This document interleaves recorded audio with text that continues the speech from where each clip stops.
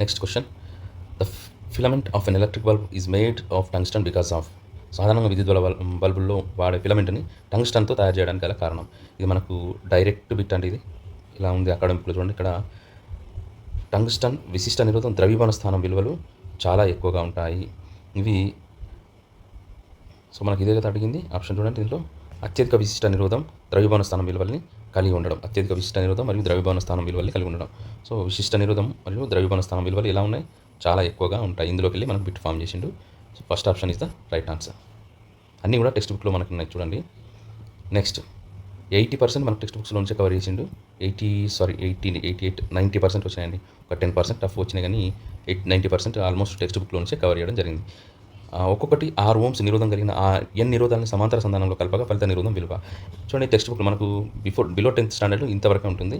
ఇంకా intermediate degree స్టాండర్డ్లో మనకు resistance మనం ఇంక్రీజ్ చేసుకుంటూ పోతే అంటే n నిరోధాలను సమాంతర సంధానంలో కలపాలి. ఎన్ని నిరోధాలను కలిపినా కానీ సమాంతర సంధానంలో నిరోధాల ఫలిత నిరోధం విలువ ఆ విడి నిరోధాల విలువ కన్నా తక్కువగా ఉంటుంది. సో ఇందులో మనం అబ్జర్వ్ చేస్తే కనుక ఈ నిరోధం ఎక్కువగా ఉంది. అండ్ ఈ నిరోధాన్ని తీసుకున్నా కానీ ఫలిత నిరోధాన్ని తీసుకుంటే ఇది కూడా అసందర్భోచితంగా ఇది కూడా వర్తించదు. సో ఇక్కడ మనకు తక్కువగా ఉండాలి, నిరోధంలో వాల్యూ తగ్గిపోవాలి కాబట్టి ఆప్షన్ 2 చూడండి R/N అవుతుంది. R/N అవుతుంది. So 1/R is equal to మనం ఇలా తీసుకున్నా కానీ N/Rగా తీసుకున్నా కానీ ఫలిత నిరోధం ఇది రిజల్టెంట్. సో తీసుకుంటే కనుక so RR is equal to R/N is the answer అవుతుంది. నెక్స్ట్ క్వశ్చన్, 2 బల్బుల నిరోధాల నిష్పత్తి 1:2 సమాంతరంగా ఒక స్థిర పొటెన్షియల్ భేదానికి కలపగా వాటి దుర్వ్యయం అయ్యే సామర్థ్యాల నిష్పత్తి ఎంత అన్నాడు. సో జనరల్గా మనకు 2 ఉంటాయి. P = V²/R and P = I² R. ఇక్కడ సమాంతరంగా కలిపినప్పుడు ఈ ఫార్ములాని తీసుకోవాలి, శ్రేణిలో కలిపినప్పుడు ఈ ఫార్ములాని తీసుకోవాలి. మనకు ఆల్రెడీ నిరోధాల నిష్పత్తి ఇచ్చిండు.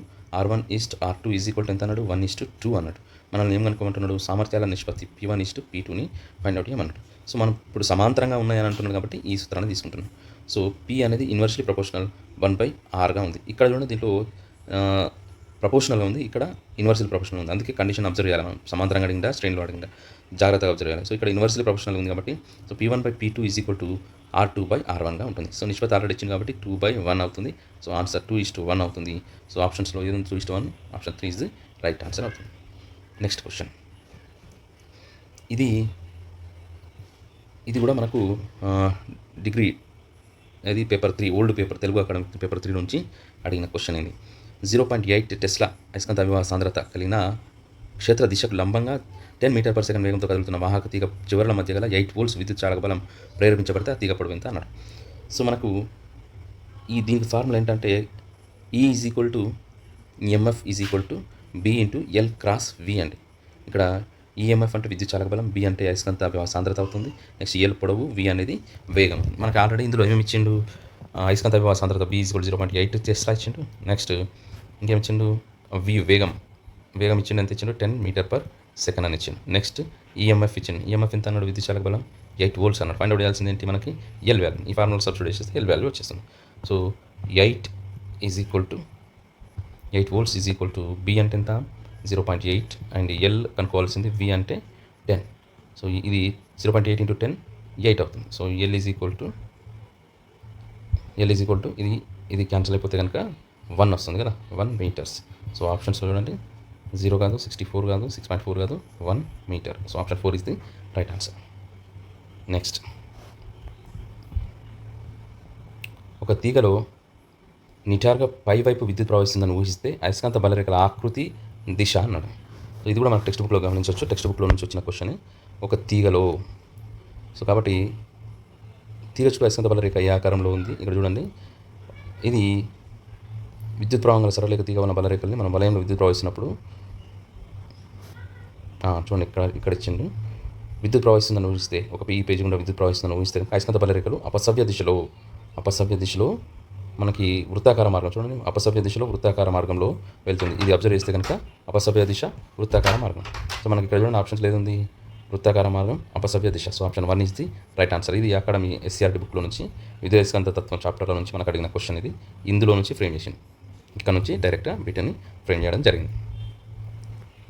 నెక్స్ట్, ఇది ఇంటర్మీడియట్ లెవెల్లో అడిగిన క్వశ్చన్. ఇది ఒక తీగ చుట్టను B = 0.0 అంటే అయస్కాంత క్షేత్రం ఇచ్చిండు. B = 0.02 I cap into tesla. Next వైశాల్యం ఇచ్చిండు. ఎంత ఇచ్చిండు వైశాల్యం? Area is equal to 30 I cap and 16 J and 23 K meter స్క్వేర్లలో ఇచ్చింది. సో మనం కనుక్కోవాల్సింది ఏంటంటే అయస్కాంత అభివాహాన్ని అనుకోవాలి. అయస్కాంత అభివాహం అంటే ఏంటి అంటే అయస్కాంత క్షేత్రంలో ఒక బిందు వద్ద ఏకాంక వైశాల్యం గుండా ప్రవహించే లేదా ఆ వైశాల్యం లంబంగా ప్రవహించే అయస్కాంత బలరేఖల సంఖ్యని అయస్కాంత అభివాహ సాంద్రత తీసుకుంటాం. సో అయస్కాంత అభివాహ సాంద్రత పై తీసుకుంటే కనుక బి డాట్ ఏ అంటాం. డాట్ ప్రొడక్ట్ ఇది అదిశాలబ్దం. కాబట్టి ఇక్కడ ఐ ఉంది, ఐ క్యాప్ తోటే మల్టిప్లై చేయాలి. మిగతా అన్ని జీరోలు అయిపోతాయి. కాబట్టి పై వాల్యూ తీసుకుంటే కనుక పై ఈజ్ ఈక్వల్ టు 0.02 ఇంటూ ఇదన్నీ అదిశ ధర్మాల నుంచి 30 I cap into I cap 1 అవుతుంది. మిగతా అన్ని I cap into J 0 into something and 0 something, ఇవి రెండు 0 ఫ్యాక్టర్ అయిపోతాయి. సో దీన్ని మనం మల్టిప్లై చేసేస్తే కనుక మనకు పై ఈజ్ ఈక్వల్ టు 0.6 వెబర్స్ అనేది ఆన్సర్ అవుతుంది. Option 4 is the right answer.